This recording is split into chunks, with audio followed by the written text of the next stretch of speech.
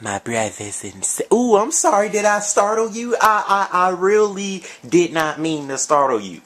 But anyways, my brothers and sisters, that time of year is here. That time of year is now. It is time to get excited. It's time to get pumped. It is time to take your wallet and do this as I say it. It is time to take your wallet.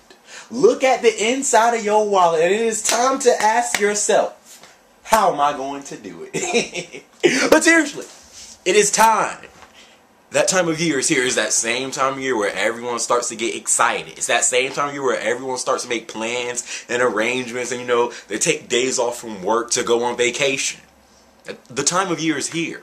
And I'm not talking about Christmas. I'm not talking about Thanksgiving, even though I kind of wish I was. Yams, mashed potatoes, cornbread, collard green. Thanksgiving's not here. The time of year is E3, guys. E3 2011 here is crazy because I remember doing the same video last year, and here I am again doing E3 2011. It's crazy how fast it came. That's what she said. Anyways, so yeah, this is what am I saying? This year is going to be new for me because I'm actually going to be reviewing all three conferences. Normally I just do Sony and Microsoft because I never, how could I say this nicely?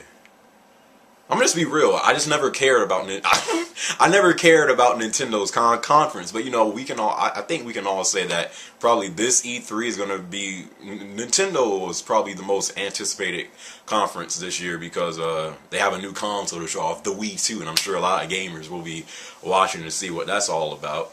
But yeah, so Microsoft and Sony's conference, it was yesterday. I'm gonna be reviewing Microsoft and Sony.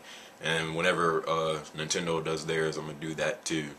I'm not even sure. It could be going on right now. I don't know. I just got home from work.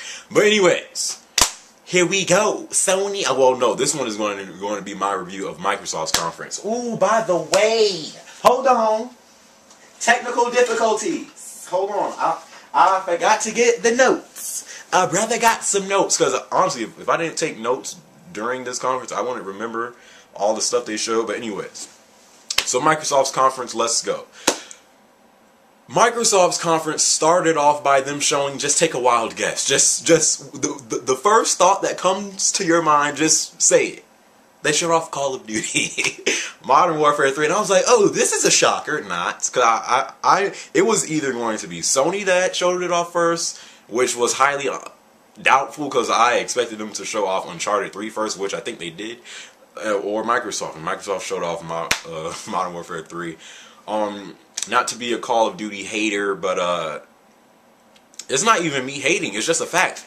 Modern Warfare 3 looks exactly like Modern Warfare 2. The graphics are better than Black Ops, but when you compare the graphics of Modern Warfare 2 to Modern Warfare 3 from what I've seen so far, they look the exact same.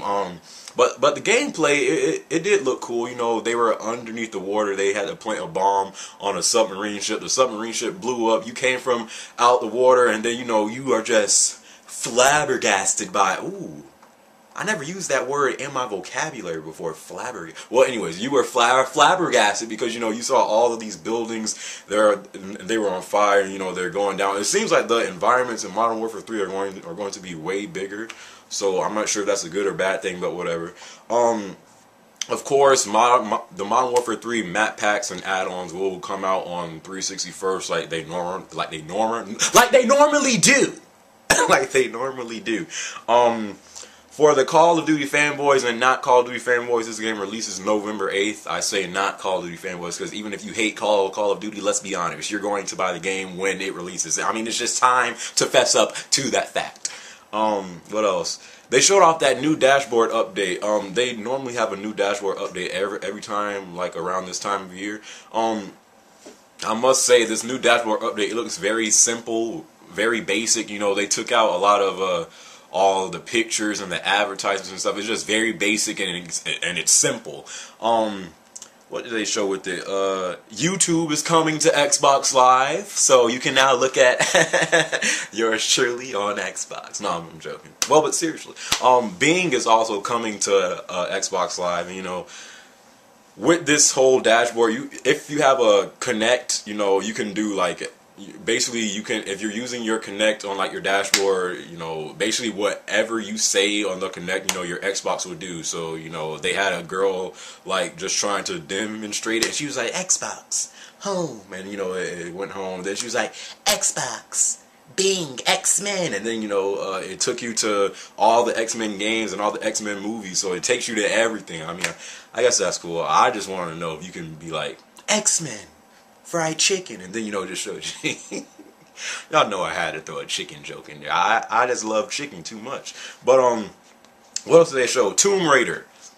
Tomb Raider, man. Let me say this before I say anything about Tomb Raider. For the people who have no knowledge about Tomb Raider, Tomb Raider is not copying Uncharted. Let's get one thing clear. I honestly think this. If Tomb Raider if Tomb Raider did not exist, I don't think Uncharted would be the way it is today. Because really, Tomb Raider did not copy Uncharted. If anything, Uncharted copied some stuff from Tomb Raider. It just so happened to be better. But Tomb Raider, I mean, it's a great game. It's not. Tomb Raider is one of those classic games. But let me say this. You know, the gameplay they showed off with this new Tomb Raider, I must say this, the graphics look way better than I thought. I love the new look of the girl, Lara Croft. She seems more realistic. The reason why I say that is because before Tomb Raider, Lara Croft, she had the big breastises, the big buttses, like everything on her was big. And tell me, have you ever seen a girl in your lifetime that was just perfect? No. So that's why I say, you know, they made this new Lara Croft more realistic, and I really like that approach that they took with that.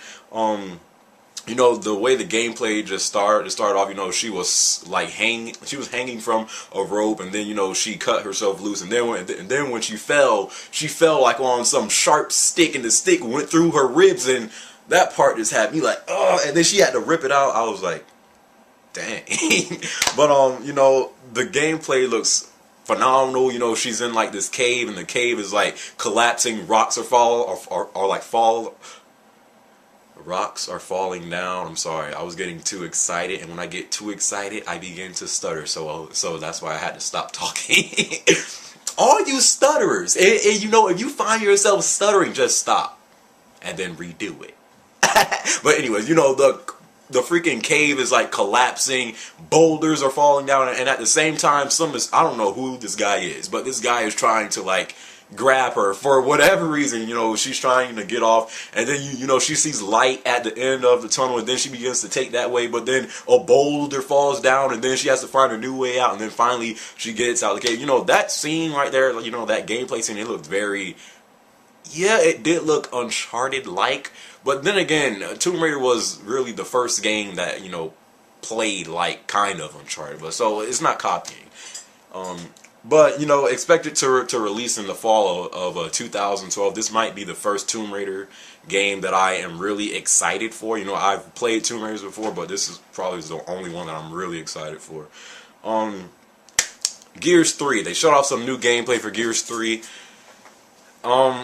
It was cool, but, you know, these big bosses now, I think us gamers, we're getting used to seeing these big boss fights, you know, with these huge things, these huge bosses that, like, take up your whole screen, so that's why I probably wasn't, you know, like, oh my god, that's so epic, you know, because I've seen big bosses before.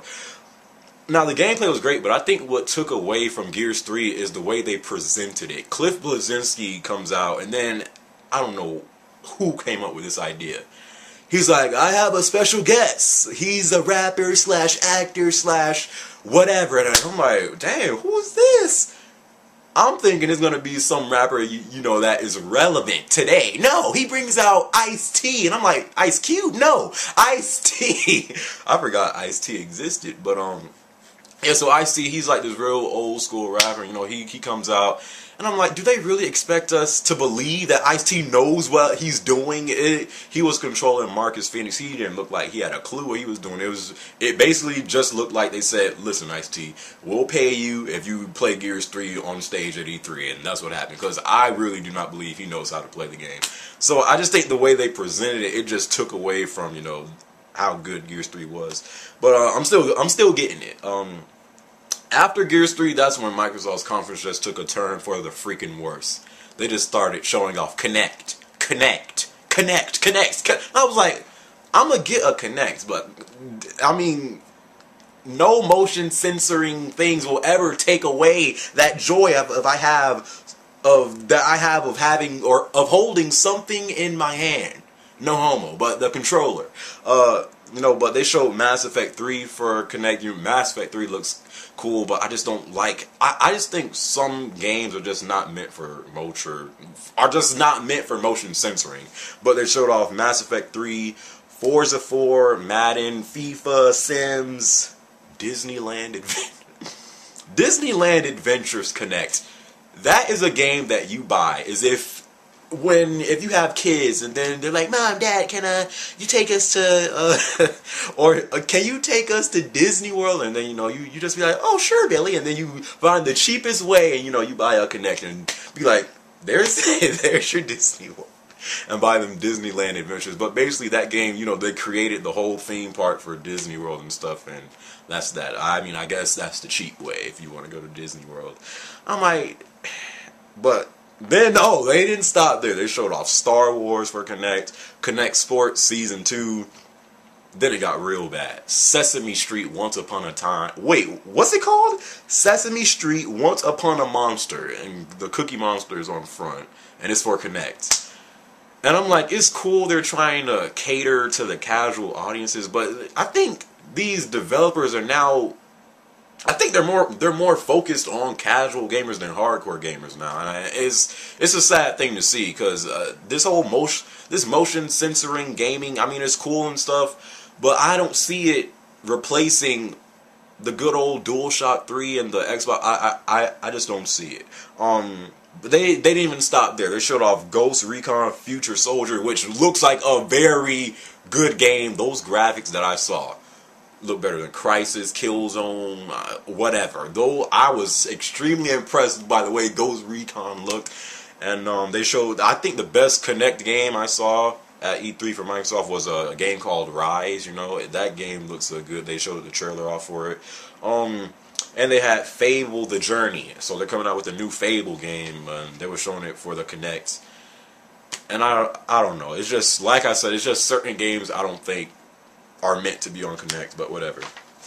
What else? Then that's when Microsoft's conference began to, be like, oh, okay. My Halo fans. They are remaking Halo Combat Evolved in HD. This is what not all of us. I really wanted a Halo 2 remake, but Halo 1 is still a great game, so they're remaking that. It's going to be a fully remastered campaign, updated graphics, Xbox Live co-op, and it releases November 15th, and you best to believe a brother will be getting it on release day. But do you think no. I was fine with that, but then when this was the very last thing they showed off. They just showed a trailer. I saw Master Chief, and I was like, no. Please don't tell me I'm about to see what I think I'm about to see. Halo 4. Enough said. Xbox has won this generation. I'm joking, but I'm a big. I always say, if Xbox did not have Halo, I would not even have an Xbox. So these Halo games, when they showed off Halo 4, I was like, oh my god, thank you, because Halo Reach is just... I don't know. To me, I just don't like the game. But so I'm very excited for the remake of Halo 1 and Halo 4. And they also have Minecraft coming to Xbox Live this winter. So are you Minecraft looks like a fun game, but I don't. It doesn't look like a game that I can get into. I play games not even kind of like it. I don't know. But Minecraft is coming to Xbox Live, and I know there's a whole lot of Minecraft fans out there.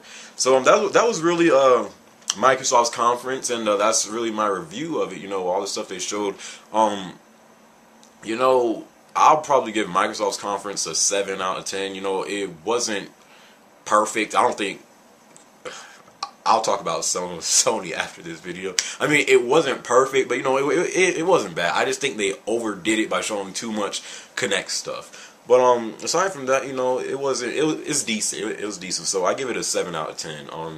My next video will be me reviewing Sony's conference and everything, so I hope you guys enjoyed this video. And as always, I greatly appreciate it if you rate the video. It doesn't have to be a thumbs up, my brother. It could be a thumbs down. But what I ask every brother and every sister is to just rate the videos. Until then, I'll catch you on my next video, alright? Peace.